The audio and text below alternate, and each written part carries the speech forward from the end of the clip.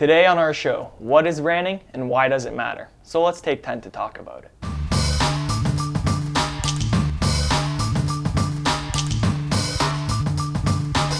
Hello YouTube, welcome to our show. My name is Patrick Zajdel and we are coming to you from Albanese Branding and Communications. We specialize in building better business performance for our clients. Today I'm sitting here with Jim Albanese, President of Albanese Branding. Welcome, Jim. Hello, and thank you. This is our new video series called Take 10 at 10, where we review marketing and branding related topics that businesses deal with all the time. Every Tuesday at 10 a.m., we will be taking 10 minutes to talk about marketing, branding, and everything else related. I am currently a student at Brock University studying marketing, and I'm very well versed in the theory of marketing. However, that isn't enough these days. So that is why I'm here to get the hands-on experience. So Jim, you know a thing or two about branding, so let's get into it. So what do we mean when we say branding? Well, that's a big subject. Every day we deal with different organizations who are struggling with their marketing, and at the core of their struggles is having a challenge with their brand. Either it's fallen behind, it's not well defined, or there are issues with their brand. And so the brand essentially is feelings and associations that the public would either perceive or feel related to their brand. And the central repository for all those feelings and all those associations and perception is their logo, their organization.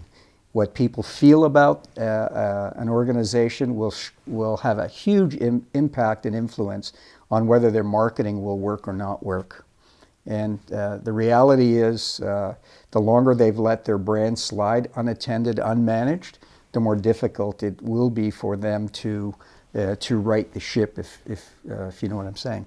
The reality is that when people start with a brand, they start with great enthusiasm. They look after all the detail. They make sure their logo's looking right, the colors are looking right, their area of business is pristine, how they conduct themselves in public is perfect. But along the way, they start to lose their shine, and they start to get sloppy. Their signage is no longer crisp. Their employees, they don't walk with the same pride that they walked with in the early days. And then the public sees this, and that has a huge impact on how they feel about an organization and whether they'll have the confidence to work with that organization in the future. So Jim, now that we know what branding is, what value does a brand give to a company? Wow, it's huge. I would have to say the first thing that it gives an organization is a fighting chance to continue to do business with existing customers and an opportunity to attract new customers. It gives them the opportunity for their employees and the people that work with them, their suppliers, to feel good about working with them. And overall, it gives a feeling that we're working with an entity that has good values, good quality, good service, and it will perform to our expectations each and every time we call on it to perform. So the value that it really brings is it is more than just the bottom line. It's absolute power. So Jim, what is the recipe for developing and building a good brand? I would have to say that the number one thing is that for organizations to take the time to define what they want their brand to be. In other words, what feelings and associations, personality and voice do they want to be associated with their business or organization? So in other words, do they want to be seen as the screaming gorilla? Or do they want to be seen as a company that is very likable, very friendly, known for quality, and that endears people to be attracted to them? I can tell you from experience, the ones that have that can draw the attention from the public to say, we like what we see and we're attracted to that business, they do business faster, more readily, at higher margin, and they enjoy a much more streamlined, steady business volume. They have less peaks and valleys, and they enjoy better business, less stress. All right, so let's talk about a few brands. And as you'll notice here on the screen, we have 3 very powerful retailers.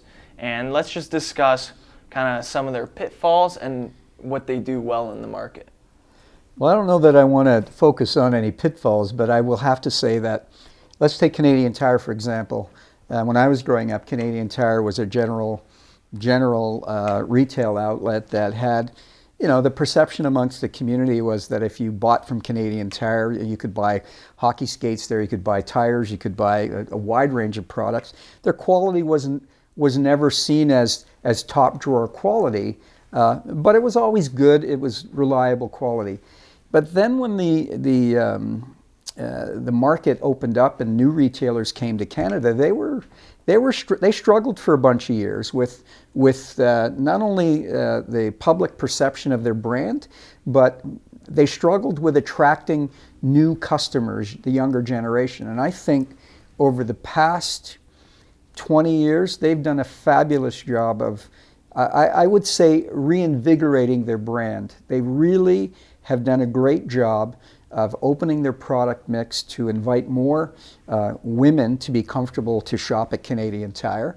And they really are, in my opinion, an Iron Man kind of Canadian icon that has done a phenomenal job of saying, we are a Canada store and we're going to stay strong and be worth the investment that you make in us. I think they've done a fabulous job. Sears, a trusted brand for a lot of years. I know a lot of people used to buy their appliances and white goods from Sears, and I really am hard pressed to say what they really need to do to relate to kind of the new consumer. I think they've lost their way. I don't think that they are performing nearly as well as they could. Do you think that they're on the way out? I wouldn't say that. I think that there's a lot of equity still in the brand for sure. But I would say that, when you walk through their stores, you don't get the feeling of young and hip. There's a little bit of frumpiness still there. And I think they struggle with that because their stores are so big, and they've got so much merchandise. It just doesn't feel like a happening place to buy, even though their products and services are great. It's just, I think their brand is really failed to connect with the marketplace. So people have perceptions of Sears that maybe is not conducive with them opening their wallets. Which is sad, really, because they're a trusted retailer. What are some ways that you think that they could go about rebranding themselves and getting their customers to open up the wallets and spend in their stores again? You know what? I think it goes back to their product mix needs to be continually looked at. They need to see what people are willing to buy, and I really think they need to look at how people like to buy. The environment that they like to be in.